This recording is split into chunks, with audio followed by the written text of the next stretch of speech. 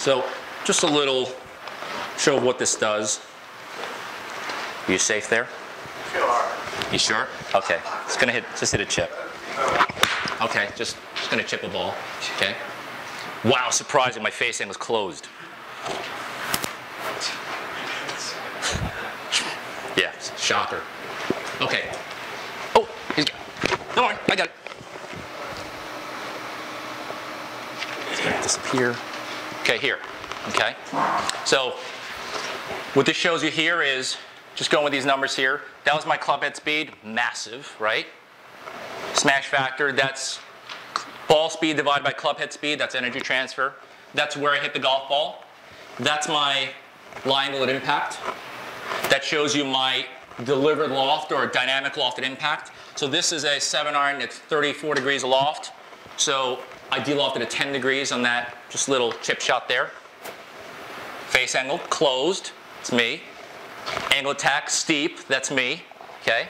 Path is usually just a little from the inside. So there we go, so the face is slightly, it's 2.5 degrees, 2.4 closed to my path, so yeah, it's gonna curve left, okay? So it just shows you here, so what I like is it gives you your delivered loft, measures that, it gives you lie angle, gives you face angle. Yep. How was that measuring impact location? It measured it split second before, just like flight scope, right? Flight scope is split second before? Yeah, flight scope, the way it measures it basically takes 2 points. So it takes a moment just before impact, a moment after impact, where it measures actual deformation of the number. That's Right. why you have some differences in the number. You can't compare back to back. So you can't say, you know, my angle attack is this. Correct. It just transferred the track. Yeah. It's absolutely right, because I've been on every machine too. My club head speed reads a little bit faster in this on the Foresight compared to, let's say, TrackMan, because it's measuring it split second after. Usually a little steeper angle of attack on the Foresight compared to a TrackMan.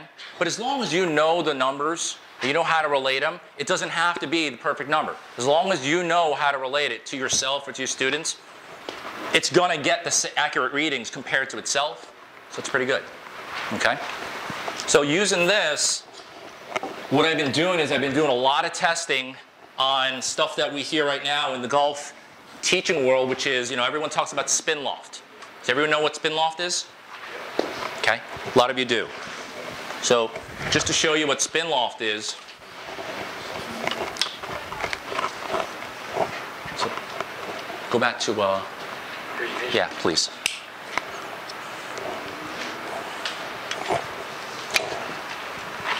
So,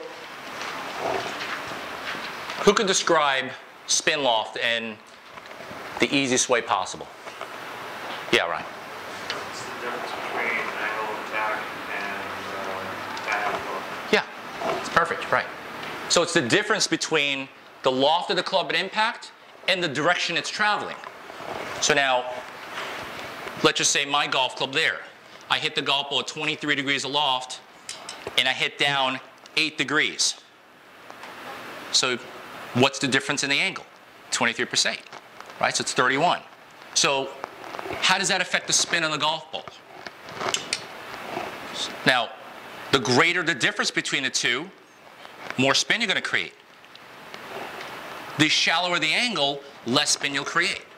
Okay? Now, there is a point of diminishing returns where you get too steep, where you can't quite get effective impact and you start creating sliding effect. It can happen.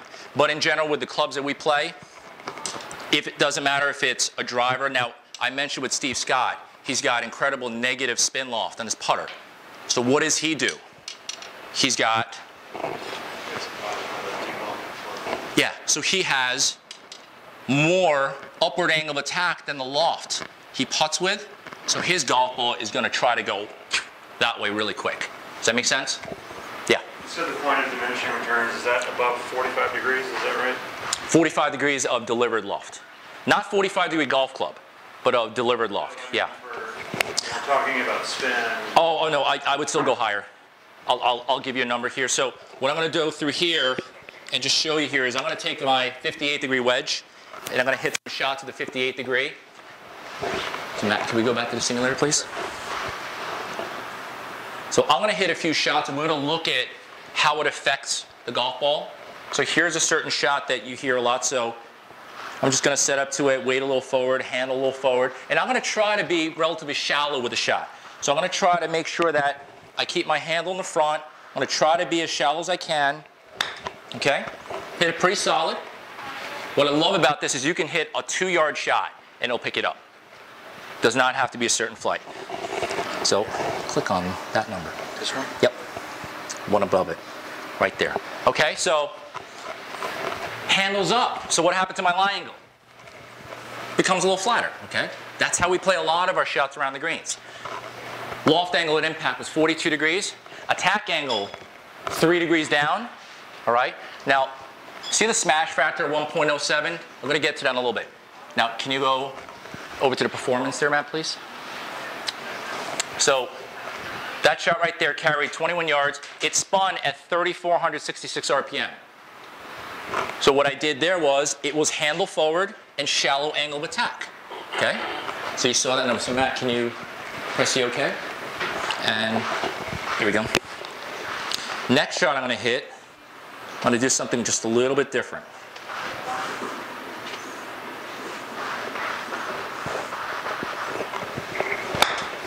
Okay.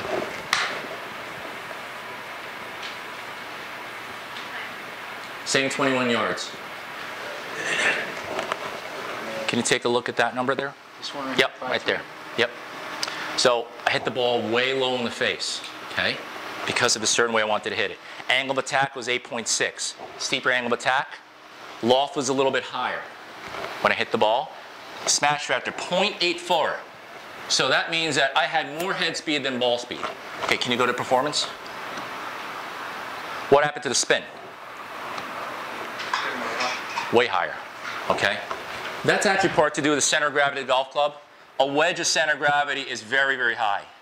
So anytime you hit a wedge, you're always hitting it below that center of gravity. Yeah? Question. You're using a wedge now of some sort. Yep. Is it still set on 7 irons? Oh, it's a category. Doesn't matter.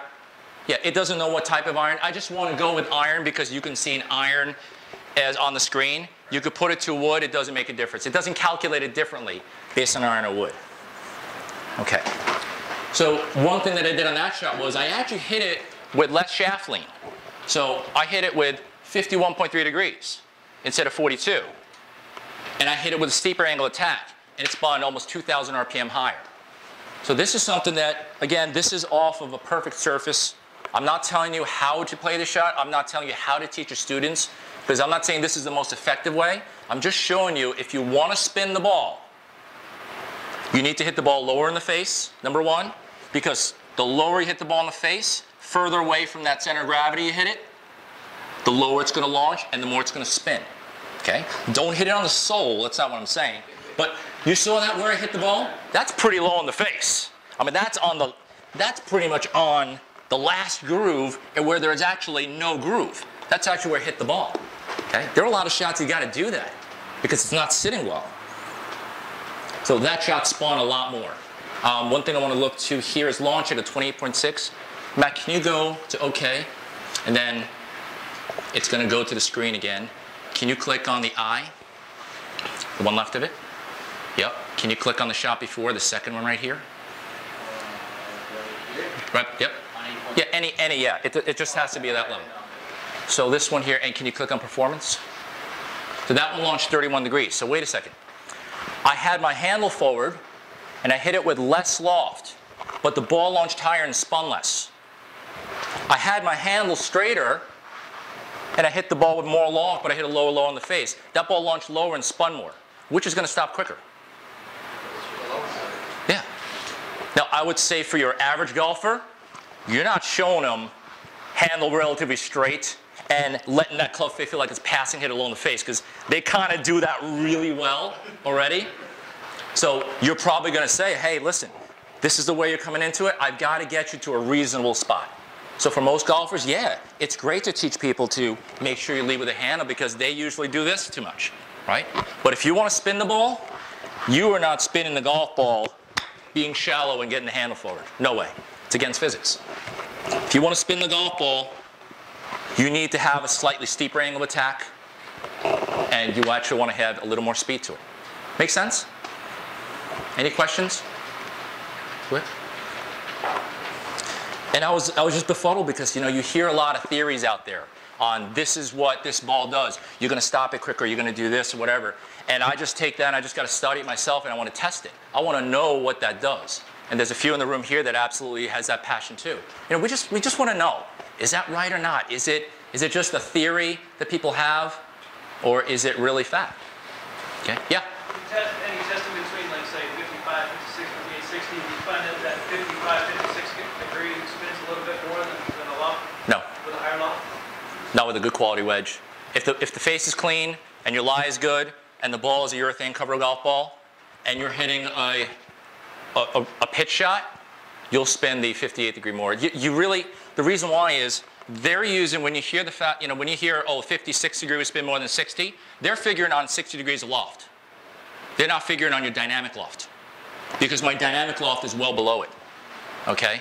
So if I keep it under, let's say if it goes above, my dynamic loft or impact loft goes above 55 to 56, 57, yeah, you could probably start to get a little bit of sliding.